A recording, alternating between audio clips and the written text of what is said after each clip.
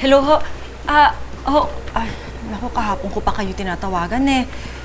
Reminder sana dun sa online paluwagan. Kayo na ho kasi yung...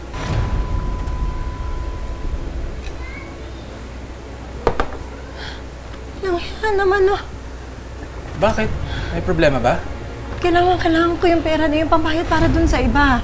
Nabaon sa utang ang inang si Salve dahil sa hindi umano pagbabayad ng ilang membro ng hawak niyang paluwagan. Ayon sa Municipal Police Station ng Philippine National Police, umabot na sa higit kumulang 2 milyong piso ang pinagkakautangan ni Salve sa kanyang mga membro.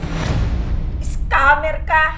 Ang sabi mo, ganitong araw, bibigay mo yung pera namin.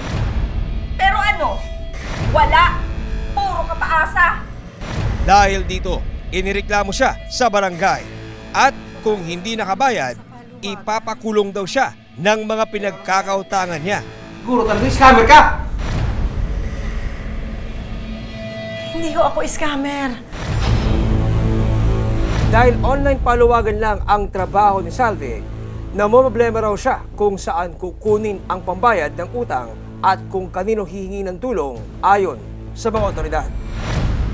Sir, tingnan ho ninyo itong pinagpo-post nila. Hanggang si Salve, ipinahiya na rin daw ng ilang mga miyembro online. Sir, baka mamaya ako pati pamilya ko madamay eh.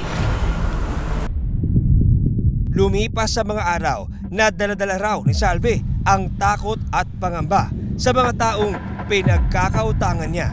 Yung pamilya mo lang ang inisip mo? Eh paano yung pamilya ko? Inaasahan din ng pamilya ko yung perang yun!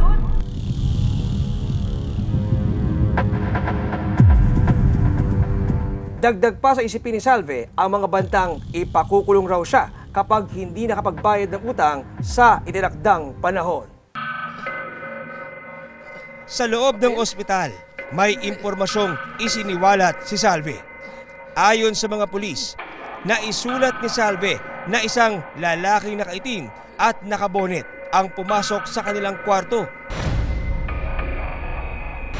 Ayon sa mga otoridad, sa loob ng ospital, may sinulat daw si Salve sa isang papel kung saan may binabangit siyang isang lalaki na nakaitim na bonet na nagtangka sa buhay nilang mag-iina.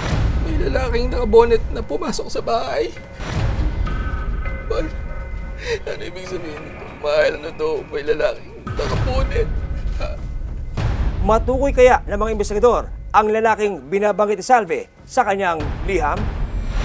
Ano ang matutuklasan ng mga pulis sa krimeng ito? Sino ang lalaking sinasabi ni Salve? At ano ang kinalaman niya sa nangyaring krimen? Ano ang matutuklasan ng mga pulis sa krimeng ito?